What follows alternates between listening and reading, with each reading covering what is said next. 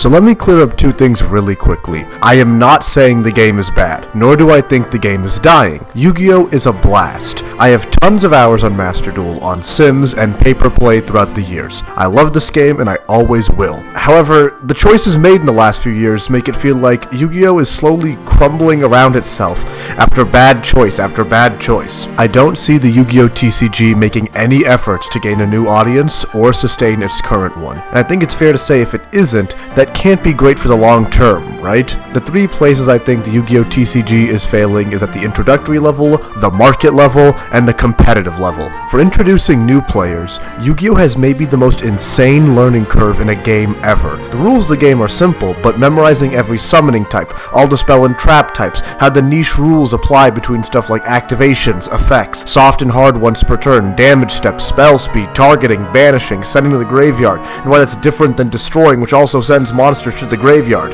With most games, even competitive ones, there's steps to the learning curve. If you start a new Valorant account, you don't need to know your abilities very well. You can just go in and play against others who are just as clueless and still have fun time shooting down each other and clumsily using your skills.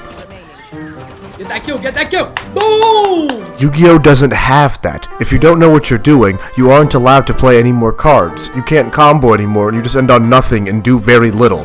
The stark difference here is for most games, the learning process can still have some fun matches against equally new people. If two new people are playing Yu-Gi-Oh! They will either accidentally misplay into illegal board states, or if it's on Master Duel, just keep running into confusion why some things are happening. The journey to competence in Yu-Gi-Oh! Is just not a fun one. And even when you do overcome that initial curve, you then have to learn the staple hand traps, which are cards your opponent can activate on your turn to slow down or stop your combo.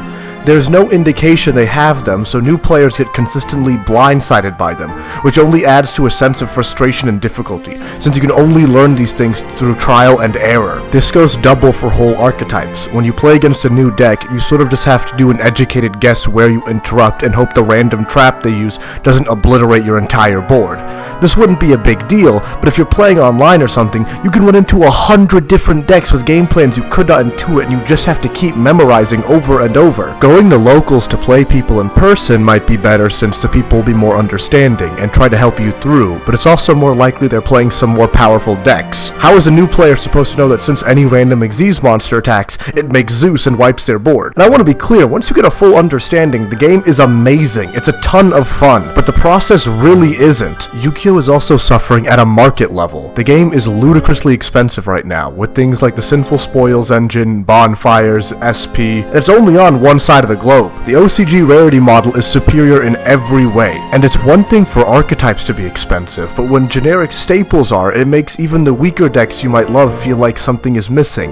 Because it is. And I'm not against the game having expense. I think it should be done in rarities and full arts and like special promotional stuff. If you want to play the competitive game, it should be affordable, but for those who appreciate collecting as an asset can have that as well. And while the current system sucks for the players, it also sucks for the vendors. Sets are feast or famine, and that's not sustainable for local card shops. Why is it we get multiple sets with pretty much nothing of good value or any reason to open them, and then we get one major set with SP, the Horus engine, the Snake Eyes engine, Typhon, Arias? Can we spread out the major powerful cards just a bit? Vendors can't simply pick and choose what the good stuff to buy. Konami demands OTSs to buy a consistent amount of product, or they won't get much of the good stuff. House of Champs has done a far more in-depth breakdown of why sealed products are dying. If Yu-Gi-Oh! Products continue to be a net loss, why the hell would any stores keep it in stock when they can just buy Pokemon stuff and it flies out the door? In NorCal and SoCal, most of the local scenes just carry like 2 boxes of a 6-month-old Yu-Gi-Oh! Set, because everyone knows buying product is a loss. If the local scenes wither from this, then your major spots for paper play become regionals and YCSs, where everyone is more likely to be using the most meta and extremely expensive decks to win. See how problems are compounding on themselves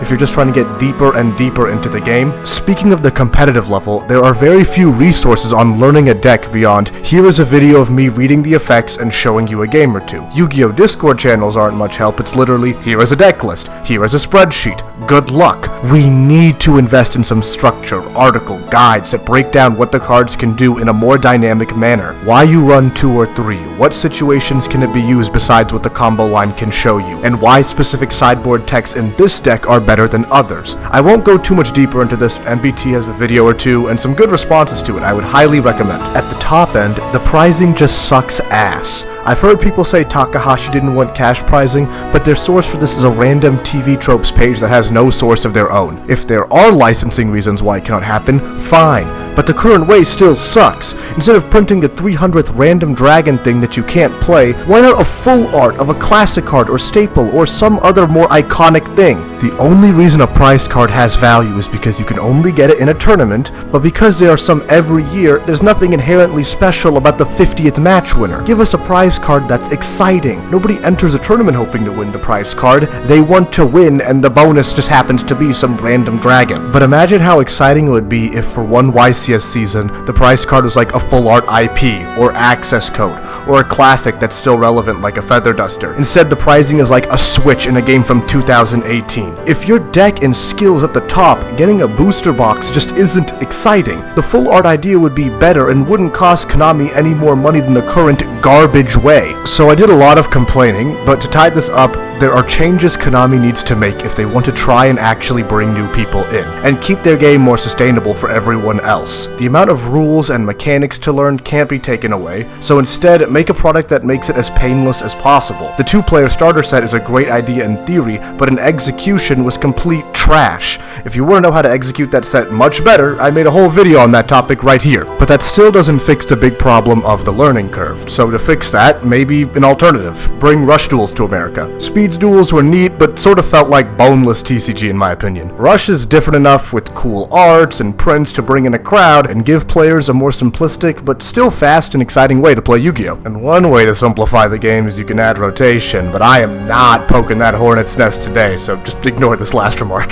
For the market, OCG set style seems to be lucrative for local shops there. I've never heard any major complaints on that side of the ocean. It would benefit the players and benefit the vendors. Both of these groups being happy benefits Konami. For the competitive side, maybe hire some pros or experts to write in-depth guides to have people understand your game better, and give prizing that excites people and gives them extra reason to use the resources and guides you make to compete at tournaments. See how all these benefits can be greater than the sum of its parts? Konami, I expect an even bigger check in the mail now.